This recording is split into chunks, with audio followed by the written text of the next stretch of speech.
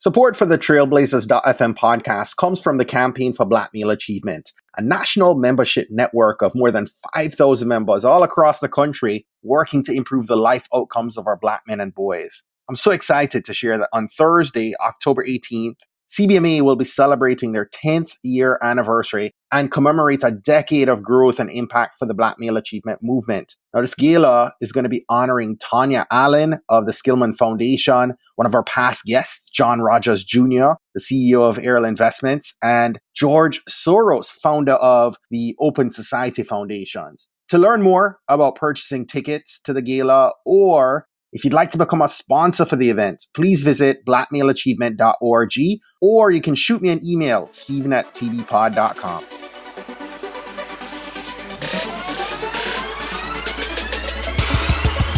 You're listening to the Trailblazers podcast, where we will explore the stories of successful Black professionals. Join us as we highlight the knowledge, resources, and tools of these accomplished trailblazers to help provide the know-how, confidence, and motivation you need to blaze your trail.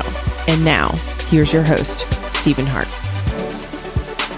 Blazer Nation, hello and welcome to an all-new episode of the Trailblazers.fm podcast. Today, we are continuing in this 6-week series called Trailblazer Entrepreneurs. It's our first focus series on entrepreneurs, and we're taking you into the lives and through stories of 7 Black entrepreneurs and business owners who have accomplished their slice of greatness and are continuing, right, to push toward even higher heights. If today's your first time listening, I want to thank you so much for taking time to tune in, and we invite you to hop on over to our website.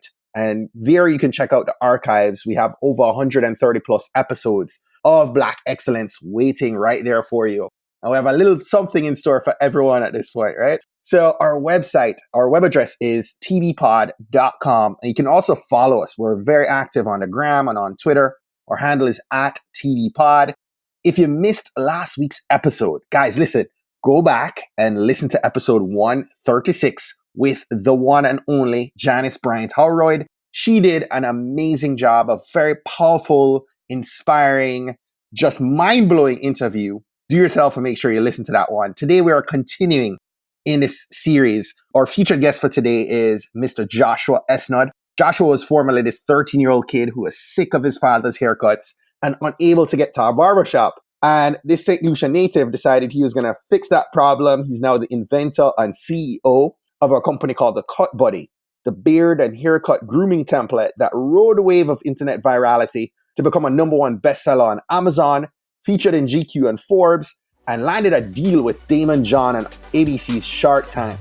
Blazer Nation, join me in welcoming today's featured trailblazer, Mr. Joshua Esnard. Let's go. Joshua, welcome to the Trailblazers podcast, my brother. Thank you for having me, Stephen.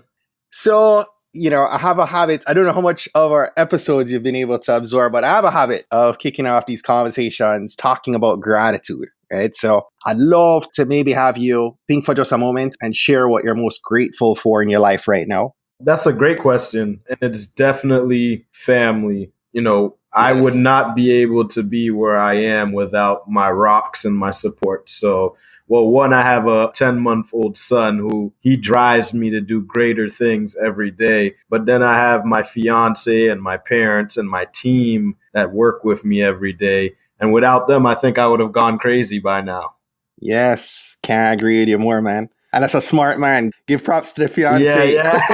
It'll take you a long way. I don't want to end up in the doghouse. So you're born in the beautiful island of St. Lucia, as I've read. Is that correct? Yes, you did your research. I am from Castries, St. Lucia. Awesome. So I'm actually heading there in a few weeks, actually. Okay. I'll be celebrating my 10th wedding anniversary. And we decided, we got married in Jamaica. And we said, you know what, let's keep it in the islands for the 10th. Oh, you're going at a good time. You'll be able to jump the band and carnival. That would be fun. That'd be great. But I saw that you were raised in Ithaca, New York, right? Yeah, so I was born in St. Lucia. My parents were really young and they started pursuing higher education. So, we jumped from St. Lucia to Puerto Rico to Massachusetts to, North Carolina, and then ended up in upstate New York. And that's them going through all their degrees and, persevering until they got their PhD and ended up being professors at Cornell. Wow. Yeah.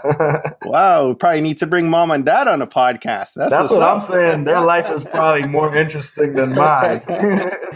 That's awesome, man. Do you get back to St. Lucia? So I'm actually going back pretty soon. It'll be the first time in a pretty long time. Between the ages of, 13 and my late 20s, that was really a time I had to be on my grind and, learn job trades and go to school. So, I didn't really have enough money to really take any vacations like that. But spoken like a true entrepreneur.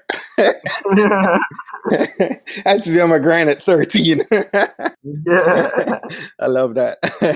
So I did read, though, that growing up, you were someone who would tinker with electronics. You'd open up stuff and tinker around. I was curious to know, was that something that maybe hinted to you that you had an entrepreneurial gene, or did you just sum it up back then that you just had a knack for wanting to figure things out? So it was a knack for figuring things out. And it was definitely, I would say, two things. Well, I was only child syndrome. Mm-hmm. I was the first kid of young parents that were always studying. And B, I was left-handed. So, naturally. So am I. Lefties have rights too. Look at that. I knew we would be good friends already. So naturally, my mind just wanders into, magical worlds and creative, things. And I mean, that's kind of what spurred me to just, draw or break apart things and try and put it together. And my dad always used to talk about, the toys and the things that they used to have when they were younger. It wasn't toys you went to Toys R Us to buy. It was, you made your own bamboo cannons, or you made your own box carts and stuff like that, So he kind of pushed me to actually really be creative and make my own toys sometimes.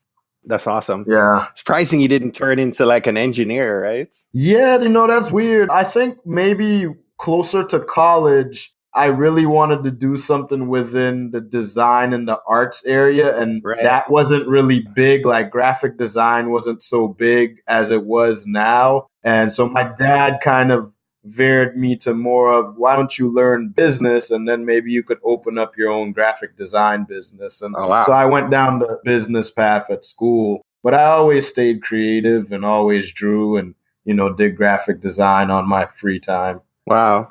That's awesome. So let's talk about your product, the Cut Buddy. Yeah. What sparked this idea? I've read about it, but I'd love for you to share with the community, what sparked. For sure. This is just almost like a story that started all the way back many moons ago in St. Lucia. My dad, being a young guy, Caribbean guy, he's a super DIY guy too, meaning do it yourself. So he was the barber in the house. So, I wanted all the haircuts as a kid, and my dad was the barber. But the thing about it is there's a hairstyle in the Caribbean, very known name is Cobo. And basically that's when you just get the clipper over your head and you just get one flat cut, Right. And you can ask your dad for a Caesar or a fade or an edge up or a taper, but you're going to get Cobo. You're just going to get the flat cut no matter what. So I was hitting around 13 years old in Ithaca, New York. And, all the kids are going to school with the name brand clothes.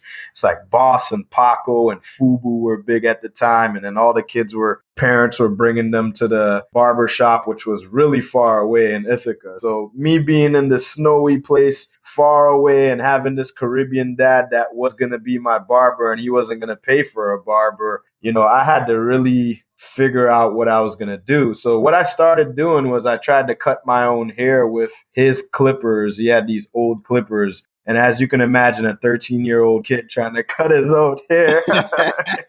Yeah, man, I jacked up my hairlines. I had balls. I look like a cheetah, man.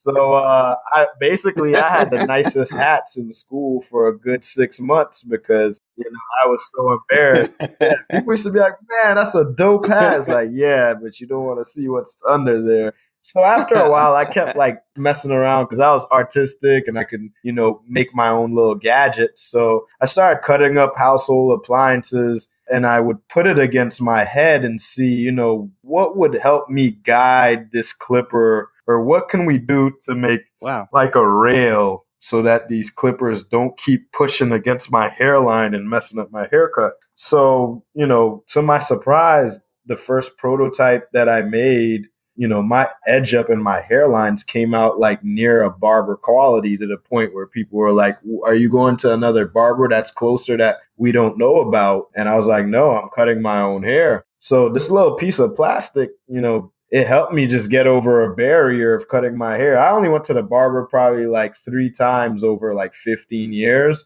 I used this little green piece of plastic before job interviews, before dates. I cut my baby brother was born. I cut his hair with it. I cut my roommates with it in college. My roommates used it on themselves. So like, it just was a normal tool that was helping us get through the struggles of being broke and not being able to afford a haircut, in college and stuff. And I didn't really think I had anything until, I hit like a critical moment when I turned like 28 that really pushed me to patent this product. Hold on. So you're just using this casually for 15 years? Yeah, research and development for 15 years with no intention to release a product, basically, because I didn't even know I had a product. Wow. So like at no point did somebody say, Josh, like, would you sell me this? Or no point, because I think we just thought it was such a simple, helpful tool that we just overlooked it. And you know what? The spark of actually saying, you need to do something about this because this is genius, that identification trait, it's missing in most of us. Like, it's hard to actually tell, oh crap, you need to do something about this, because a lot of us don't have that on our mind. We just have, cut my hair, go to work the next day, sleep, and reset. We don't think about, I need to write this down so fast. And I need to invent this, and I need to release this as a product. So hold on. So what happened 15 years later? What was that aha moment that was like, you know what? I could sell this. I could make some money here. Yeah, so this is where it gets weird. And this is why I had to give thanks to my fiance, because she saved the day here. So we were moving into a house in Fort Lauderdale, and she has this big clunky treadmill, and we're trying to push it through the door, and it just won't fit. So I had to take the door off the handles, and we struggled to push this thing into the garage. Finally got it in there. We're all scratched up and everything, and I'm tired, and I'm like, man, that was crazy. And she's like, you should put the door back on the hinges. I said, you know what? I'm tired. I'll do it some other time. And it was as if, I don't know, like a higher power from above, like struck her with a lightning bolt, and then she pointed at me, and then she just let that lightning bolt go into my heart, and she said, you know what, you never finish what you start. And I was like, wow, like I took it way more serious than just put the door back on the hinges. I took it as, you're not like really doing anything with your life, you're not like pursuing your dreams, you need to like finish these amazing projects and ideas that you have. And I'm pretty sure she probably just meant put the door back on the hinges. But yeah, I'm glad she said it, because the next day I had this inventor book of drawings from when I was a kid. And the first page was, guess what? The cut buddy. Exactly. The first page of my inventor book was the cut buddy. So I have like 70, 80 inventions in this book. But I just was like, all right, let's try out the first one. And it was that product that sat near my sink for 15 years that I had, tested and tested and tested. And now it was the big time for this product to actually come to the world. So I went to a lawyer, filed the patent. And next thing you know, I was off to try and go to pitch competitions to show the world this amazing invention that I was going to release. But you know what? It just was a rough road. Nobody trusted the product. I heard crickets after my presentations. I'd never win a pitch competition. I'd lose all of them. And, I had to bootstrap the business with my last few pennies in my credit. Actually, I overspent my credit card. I always forget that. Like, I went over my limit to buy my first 3,000 units, and they all showed up they showed up a few months later in that garage sitting right next to the treadmill. So, yeah, Wow. So there's so much you packed in here. I know. I kind of want to come back to. Of course, I'm like thinking, because I feel like with a podcast, sometimes the platform is doing so well today, but I had this idea probably a good 2-3 years before. And so I always ask myself, I always find myself with this what if, right? Like, what if I had started this 2 years before? But Josh, you had like 15 years. I still can't come back to this. Like, do you ask yourself, where you think you'd have been had you launched this as a teen, right? Or a younger adult? I mean, even 5 or 6 or 7 years before would probably put you on a completely different trajectory, right? By this point. Listen, the grand designer creates you and time to run into each other at specific moments. So, that time that I was very broke, that time that we were struggling to move the treadmill in, the 15 years of actually testing this product all ran into each other at the right time of when I was sick of my day job. All those things needed to happen. Business school, all of that stuff needed to happen for me to really have the grit to run this company. Now, if I had started it as a teenager, I would have been missing many of those components. Plus, I wouldn't have gotten a kick in the butt to start it. I probably wouldn't have known some of the things I know in business. My graphic design skills wouldn't have been as mature. So I think it was actually the perfect timing. Although I would never tell a kid who has a great idea to be quiet about it now, because now there are resources in the world that can fund you or back you, So, growing up, we didn't have YouTube or social media or graphic design. These are new things going on right now, That's right. That's so true. But you talk about having to bootstrap, right? Because that was one of the things I was also wondering, like, where did you gain access to the capital and the manpower needed to get things going? So you bootstrap, but were there specific people, right, that helped you to maybe got behind a project and were able to help you take it to that next level? So in the early phases, I started building a team of early founders because I didn't have the funding to hire people. So I offered equity to some of the people that I grew up with. The funny thing about running a business is you're actually a talent scout most of the time instead of actually a manager. You're kind of scouting people for their strengths and talents and leveraging their skills. So I had a friend named Pima Mbwana who I grew up with in Ithaca.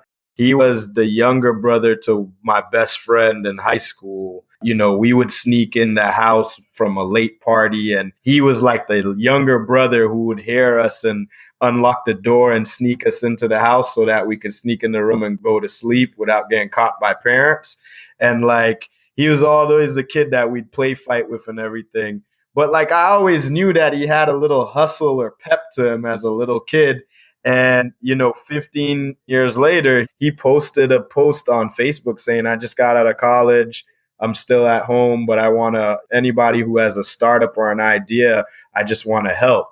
And it just was a perfect timing. I was like, yo, I have something brewing. You want to come down to Florida and live with us for a while and we'll launch this business? And he came down and, we started strategizing to push this business. And, my other founder, Alex Krezovich, was a kid I met in Ithaca, New York as well. And I was managing him in music for many years. He was a music producer who's produced for like CeeLo, Panic at the Disco, NBA 2K12 video games. I had a music career too. But he can find any email of anyone that you ask him for. He could find Kanye's email if he wants. He just had this skill of headhunting things. So I was like, you know what? How can I use these people with their transferable skills to come over and work for the Cut Buddy? And, it's been beneficial with both of them on the team from early on. So that's really what got things moving. Nobody else reached out to help. It was us by ourselves. First off, nobody believed in the product. I have friends till this day that will look me in my face and say, dude, I always knew that was going to take off. And if I could just rewind time to the time where we were drinking beers around a table and you were pointing at me, laughing at me for trying to run this business, I would. But I'm just going to let you, feel good about supporting me. But I know that you didn't support me before. We didn't get much support in this at all. I would say the funny thing is I lost the pitch competition at Black Enterprise, and that really hurt me. But they had 3 judges. They ended up choosing an app as the winner because everybody wants to choose an app, the new technology thing. Low tech is not sexy. But Alfred Edmond Jr. kept in contact with me and kind of mentored me from the time that I lost. Like, we'd still talk back and forth. And he was he was one of the first big people that actually supported the idea of the Cut Buddy. So I have to give him a shout out. But besides that, big up to Alfred. Alfred's one of our past guests. So he's been on that's my dude, on the podcast twice. Is a great human being. Love it. That's awesome. So you've shared several challenges, right, that you've faced. And we love to talk about challenges and failures on the podcast because I think what comes from it is the lessons that you've learned, right? And the things you learned about yourself in that journey. Could you maybe walk us through some of that you experienced and kind of some of the lessons that you've been able to take away? I want to say the biggest challenge that we actually faced as a business was when we first started. The only real way we knew how to market was do videos. And at the time, I was actually balding. So I started using my product in these videos on YouTube. And a lot of people were making fun of me, like my hairline, like calling my hairline like a cul-de-sac or like a 5-head, like a LeBron. I'm right there with you, brother. I feel it. Like a LeBron hairline or whatever. And like they just were roasting me. So we'd get like a few sales per day, but that really broke my spirit. And I think a lot of people end up going through that phase in the business where they just had the strength to start and they're tippy-toeing and being careful. And then one person says something bad about their product and they just, get depressed or they want to shut down the whole business. But they have to realize that someone's going to complain about something 10 times quicker than someone is going to praise it. Compliments. Yeah, exactly. So powerful wisdom right there. Yeah. Social media on top of it is a place where people try and escape their day jobs and the fact that their life probably sucks. So they use social media to channel their anger onto other people. So that's why you see more things like people getting made fun of or trolling, or, you never really see positive things going on Facebook comments. It's usually people trying to find comedic relief for their day. So I think that's very important for you to have a team that keeps your head strong. And then it's also very important for you to keep some of the reviews or emails you get randomly from people who praise your product, because those are going to be important for you and your heart, and it'll let you know that your product is validated and actually doing something. So we went through that issue where people were making fun of me, and then finally, we stepped to the side and said, let's take Josh out of being the model and let's find these affiliates online that are on YouTube, and let's offer them a royalty, but also offer them a coupon code for customers. And we leveraged those guys' following. They would cut their hair with the Cut Buddy, and there was times that we were getting 100, 200, all the way up to 400 sales per day due to affiliate marketing. Wow. Yeah, and we had literally spent $0 on marketing for our first many months. Hey, I hope you're enjoying this episode so far. I wanted to take a quick break right here and ask you a quick question. when you hear the words personal branding, what are you thinking of? I have a good many people who have responded to this saying they're thinking of a logo or maybe a website. And those are just a couple elements, right, to a personal brand, but they're not everything. In fact, your personal brand is in large part this ongoing process and development of your online reputation, your image, and a promise you're making to those that you interact with and influence on a day-to-day basis. And it's also derived from who you are, who you want to be, and who people perceive you to be. Now, in 2018, whether you are a CEO, entrepreneur, a corporate professional, or you're a college grad, someone is Googling your name. And the results that they find, if any, and the story being told about you and your brand is going to leave that person who is searching either more or less inclined to connect with you, do business with you, or hire you.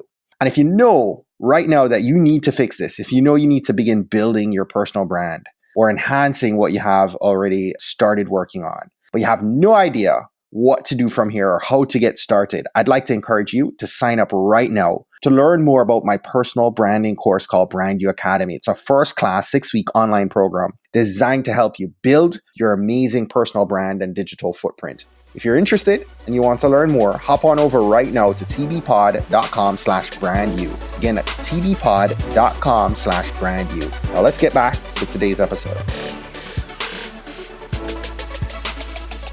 So you kind of had a breakthrough with a video that ended up going viral or creating like thousands of orders for you, right? Correct. So during the month of March, we had been on our second month of affiliates. I'd hired 4 guys to do videos with my product. And one of them named 360 Waves Process, his video, hit nearly 1 million views on YouTube. What? But someone took his video and chopped it up into a very quick video, and they put it on one of those DIY Facebook pages that just do the really quick videos of do it yourself, making a cake or making lasagna or cutting your own hair. And it blew up and hit 10 million views in a few hours. And our orders started just flooding in, thousands of orders. I thought my phone was broken. I remember looking at it, it was buzzing and ringing, and the phone was hot. I just thought my Galaxy number 3, I think, at the time was garbage. So I was like, what's wrong with my phone? And I looked at my email, and at the time we were using Wix as the website, and it just says, Wix, congratulations, you have an order. And this was going on for hundreds of pages on my Google. And I'm like, what? Oh my gosh. Wait, something has to be a glitch here. And then I look at Facebook, I look at my text. My phone has notifications for days going across the top. And I see people that I haven't talked to from high school are like, yo, I was on a basketball court and someone stopped the game and showed me this video and it was your product. And what? Yeah, I'm hearing people in St. Lucia sending me emails telling me, yo, your product is all over the internet. And then I'm looking at my Amazon, I'm looking everywhere. Product is just buzzing and the sales aren't stopping. At this point, I'm afraid. You want to know why I'm afraid? So you don't have the inventory? Exactly. I never knew how to control the inventory counter on my thing. So I had 300 units. No, I had 200 something units left in my garage, and I sold thousands of orders in a few hours. And I was like, damn. Yeah, PayPal froze my accounts. SunTrust froze my accounts. They thought it was fraud. They're not, those companies, unfortunately, those companies aren't built for the seller to go viral. I don't think they weren't built by a senior management team that understands the power of viral movement. So they literally just shut down my account. You have to think, our algorithm probably is set up to think that, all right, past certain thresholds. Correct. Let's pause this, right? Correct. And vet to make sure it's legit. Yeah. Wow. That's crazy. We could get in a deeper conversation though, but that PayPal will freeze your account. And when you call them and you actually explain what's going on, their policy, this is red tape all over. Their policy states that they have to freeze your stuff for 180 days. What? So, yeah, exactly. Yeah. I won't be surprised if PayPal is going to be in the news over a lawsuit over that in the future. But yeah, they froze my money for 180 days. After I explained everything that was going on, they still froze my money. Gosh. Yeah, probably get an interest off of it that whole 180 days too. That's the crazy thing. So hold on, that really happened? You were locked out of funds for 180 days? Yeah, you look on the internet right now, the policy with PayPal, they freeze your account for 6 months. Freeze your funds. So hold on, no. This changes. So how did you fulfill these orders without access to your funds? Dude, that was the thing, It just happened to be that so many orders came in that SunTrust, my merchant account that wasn't PayPal payments, and also my Amazon orders, those were enough for me to re-up on inventory. So I had a lot of money just stuck in PayPal, but I had just enough to buy more inventory in my bank accounts. Now, when I talked to SunTrust, they understood. They were like, okay, send us some invoices from your manufacturer just so that we know this isn't fake. And I did it, and boom, my money was good to go. I understand freezing your account. I understand it. But for 180 days, that's a little bit weird right there, But yeah, that was damage control was the vibe of the whole month, basically, because I'm getting like emails of people threatening to sue me and stuff like that. No, so customer experience. Yeah, exactly. So what we did was we sent an email to everybody that ordered, and we said, when we do get the product in, well, you have two choices. One, I refund you right now all your money. You go about your business. Maybe in the future, you come back and buy from us when we get our stuff together. Or B, you can wait till April 20th or something like that, and I will give you a free unit on top of the product that you already ordered. So it's either you get a double order or you get a full refund. More than 90% of the people actually ended up taking the double order because they're like, I've been waiting for this type of product my whole life. What's 2 more months, A few, right. Wow. Yeah, man. Yeah, that's something amazing. I hated the term. Everybody would be like, man, that's a good problem to have. I'm like, nah, it's a great problem. I went viral and the product is a #1 bestseller on Amazon right now and everything is so great, but my customers are mad at me and that's all that I have, so. But yeah, that was an amazing experience. Not many people in the world can never tell you what going viral feels like, Right. Yeah. I've had the conversation with a couple of people, and I know you've had a Shark Tank experience, right? Yeah. I mean, in between the time from going viral and, being a bestseller on Amazon and, GQ, Forbes, Black Enterprise, all types of NPR and stuff like that covering our story. We got contacted by Shark Tank. And they asked if we'd be interested to be on a show. We never had to actually go to a mall and try out or something like that. We got contacted by them, but that's awesome. It's a rigorous process. I'm telling you, every week they call you. You can't even get caught slipping. Like if you're drunk at a bar, you might just get a call from the producer. Like, we need you to recite your pitch now because we're cutting people. It's like, oh no. Wow. Yeah, if you had a few drinks and you mess up your pitch, you might get cut right there, Actually, I don't know if you're familiar with Sarah Ribna, but she was on the podcast and she'd been on Shark Tank as well, and she'd shared much of the very similar experiences to what you've shared, and the customer service experiences that came on the back end of Shark Tank, and having that crazy spike in orders and backlog of orders to fill, not having inventory, and dealing with the customer experience headaches. Have you been able to put processes and systems in place to handle, any kind of future spikes that might happen? So the experience of going viral the first time, when Shark Tank came around, I was like, I could just lay on my back and handle this. And we went through the worst possible experience of going viral So we were ready for anything. Like I had all hands on deck, all the employees in front of all the social accounts during the show. It's very important for you to mind the time zones because the show airs at different times across the world. Right. It's very important for you to filter very quickly through your email who is BSing and who actually has a legitimate proposal or question, because 99% of people that are going to either contact you, A, are trying to figure out how they're related to you, or B, are trying to propose some type of scam to get to work with your company. So that's the one thing. You're going to see a lot of emails coming in. You're going to have to learn how to decipher really quickly by organizing your inbox, because one, you don't want to miss a great client, Right. but two, you don't want to spend too much time, reading into details of someone who's a LinkedIn consultant. That's what I call them. People on LinkedIn that are in between jobs, but they all of a sudden like a professional sales and marketing expert. Nah, bro. You're lying. I'm dying. That's the truth.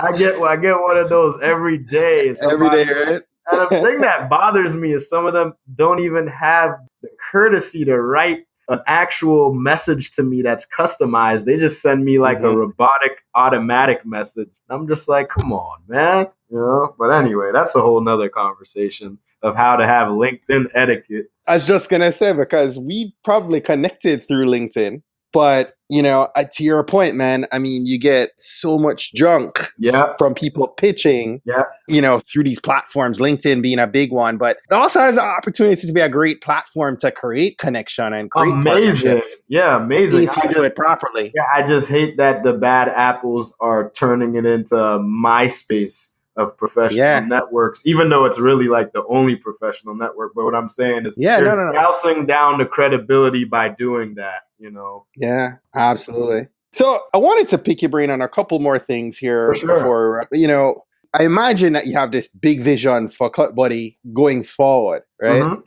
I can't help but think that there are a million different directions that you could kind of take as you look at growth, right? How do you navigate all those different options, right? As entrepreneurs, the thousands of ideas, as you said, you have a book of, tens of ideas that you'd love to see come to fruition, but not to think of like the thousands of thoughts that hit us on a daily basis. But how do you navigate through all these different options to be able to decide on how you grow and how you take it to the next level?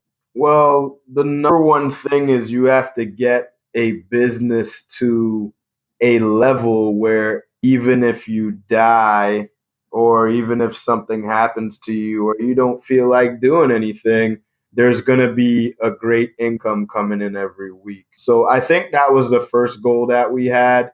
The first goal was to keep the business afloat forever. What you want to do after you have a successful product that blew up really quickly is you want to find licensing opportunities so that now you have these big brands creating your product and paying you a royalty like for the rest of your life. You also want to get it to a point where it's probably fulfilled by Amazon and you're just sending inventory to Amazon and it's just selling very well on Amazon and you don't really have to do any marketing, So once you get the business to that point, I think you have to ask yourself, who are you and what's your mission?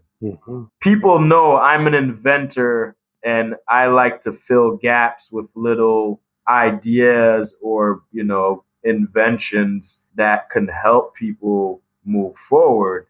So I don't see myself, as crazy as this sounds, I don't see myself being a grooming giant, but I do see myself being an inventor of multiple products that help people get over barriers. So then you got to ask, what's going to happen to the Cut Buddy based on your mission and your vision. So what ends up happening is what I can do is I can start offering some more products and get them to a point where they're like the Cut Buddy and automatic. I can hire a new CEO to run the business, but I know I'm not going to die as the CEO of the Cut Buddy. So I have to make plans from now to basically give me an avenue to release my other inventions as well. Yes. You know? Yes. I can relate, man. I hear you. I hear you, and I can connect to your message I here. can already see that I'm getting myself stuck in this role. Stuck sounds bad, but I'm getting myself stuck as a grooming empire, which I don't want to be labeled that because that's not who I am. I can't even tell you half of the haircuts that are out there, you know. I just made a product because I was broke, you know.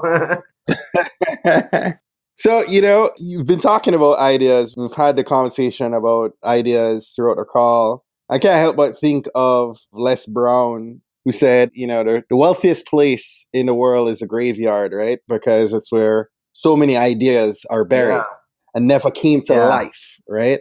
I can't help but think, there probably are several people in our community listening to this conversation and can relate to your story. They're sitting on an idea that they experiment with, but simply didn't see it through, right, Josh? So what's your advice to them to get their business going, get this idea off the ground? Yeah, so number one, the main thing here is I think a lot of people get discouraged because they're thinking about the great picture of the cut buddy being on Shark Tank and ending up in Walmart stores and working with Andis and Damon John as a partner, and I have to manufacture millions of units and do all this accounting and stuff. Once you start thinking about that, you're going to get discouraged. So I want people to take steps, very small steps. The very simple thing that you can do to actually be the most successful is literally buy yourself one of those composition notebooks and just draw your problems. So every day, that's the thing. Every day in a low or middle income family's house, even in rich kids' families' houses, every day we say, damn, I wish I could do this. Or, man, this thing doesn't work well. Or, I wish that this product could do this. Like every day you ask yourself why or how come, and I think if you've triggered your mind to like basically ring a bell every time you say how come, or why can't, or I wish. If you say those three things, as soon as you start saying that, I think you should bust out your composition notebook and write down that question that you posed. And I'm not asking you to solve it by creating a product right there. Just write the question down. And then when you're sitting on a toilet or having yourself a nice shower, you use that time to start thinking of, how can I actually answer that why or how come or I wish statement, and you start drawing ideas, over time, it's not a rush. It's not a race. The reason why we create inventions. Now, this is the important thing. Everybody thinks they want to create an invention and get rich. The reason why we create an invention is because we want to help solve ourselves. A problem. Exactly. Yeah. Have a better life. So if you're not trying to solve a problem for yourself or for someone else, maybe with disabilities or something, to have a better life, then your goal is all messed up. You can't just sit there in front of a notebook and say, oh, next $1 million idea, I'm going to think about it right now. No, you have to go live, and you have to go through pain and a struggle and a barrier, and you have to solve your own issue. And that's how you become an inventor, So I think a lot of people look at the end game and get discouraged. It's a very hard process. I'm not going to lie. But if you take it steps at a time, it's very easy, and you just have to be ready emotionally to handle it. That's all. Love that, man. Love you sharing this. Brother, I could easily talk to you for another hour, but we're getting close to the top of the hour here. And I just wanted to, before I let you go, ask you a couple questions that we ask all our featured guests, right? So what's maybe some books or resources that you're reading right now that maybe you'd want to share with our community and recommend that they add to their summer reading list? So here's the funny thing. I don't actually read very well, so I get audiobooks. So do I. Yeah. Well, I read slow. I used to be the kid in class that the teacher used to have to read along with when we had to read out loud because I was so bad. Well, I lived in Puerto Rico when I was 2, so my first language was strangely Spanish. I'm not Hispanic at all. So like ever since then, my English has just been messed up somehow. But anyway, back to the point. So my favorite audiobooks are definitely Power of Broke by Damon John. I was reading that before I ever even got a chance to shake his hand. Wow. He has a new one called Rise and Grind that I'm slowly listening to. But the cool thing about Rise and Grind is that he goes through different profiles of people and asks them what makes them wake up and have motivation in their life to do the things that they do. So I like those two, not because it's Damon John and he's my partner, it's because they're actually very good books for motivation and definitely have some gems that can help you. The other one that is crazy that I'm reading is Elon Musk's book. That's a dark and mysterious guy. Not dark in character, but that's like he's like a strange genius. And like just reading about his life and the chances that he takes, I mean, it fascinates you. It makes you feel so small. You know, here I am with the cut buddy, and here's this guy created PayPal and Tesla and exactly launching rockets, launching rockets, and then landing them on top of it so that they can recycle rockets. Like, really, dude, crazy. That's awesome. So I'm reading that one as well, and that's actually spurred my mind to start a new medical tech company with one of my colleagues. But yeah, I would say those three are the ones that I continue to go back to when I have a chance. Love it. Love it. So my last question for you, what's one action, right, that we can begin doing this week, right now, that's going to help us in our own pursuit to blaze our trail? It's simple. Next time you're at a grocery store or a CVS, buy yourself a composition notebook, one of the ugly ones with like the zebra patterns in the front so nobody steals it or misplaces it and you know exactly where it is. Get yourself one of those and train your mind to remember every time that you say, how come, I wish. You will definitely have a lot of ideas and questions that you can write into that composition book. So always question things and always write them down. I love that. I love that action item. And I love the habit that it begins to form in us to look at things from the angle of what problem can I solve? As a marketer, day to day, I constantly think of, you know, what's in it for me? What's in it for my customer, right? What value am I bringing to the person that I'm wanting to share a message with or a product or a service with? And I think that's a great way to help new entrepreneurs and existing entrepreneurs really to tune their approach from, you know, how can I make money to how can I solve this problem? So I appreciate that, Joshua. Thank you so much for sharing this conversation with us. Tell us how we can stay connected to you and we can wrap up for today. You know, you can find us at The Cut Buddy on every single, social channel, or you can just simply find me on LinkedIn as Joshua Esnard. I always answer my email and I always answer every question on LinkedIn. I answer, except if I see that it's an automated message, I ignore the message. So. That's right. Joshua Esnard, thank you so much, my brother. Appreciate you. Steven, thank you for having me on Trailblazers FM. Sometimes I don't understand why I'm so special and people want to listen to my story, but I appreciate you even giving me a chance to share some type of motivation to the youth or anybody out there that has an idea. Absolutely. Absolutely. Well, that's it for today. Thanks again for listening to this episode of the Trailblazers podcast. I'll be posting links to all of today's book recommendations and links mentioned on our show notes page at tbpod.com. If today was your first time listening to the Trailblazers podcast, I just want to extend a warm Trailblazers welcome to you. We're so happy to have you here, and we encourage you to go ahead and hit that subscribe button in your favorite podcast app.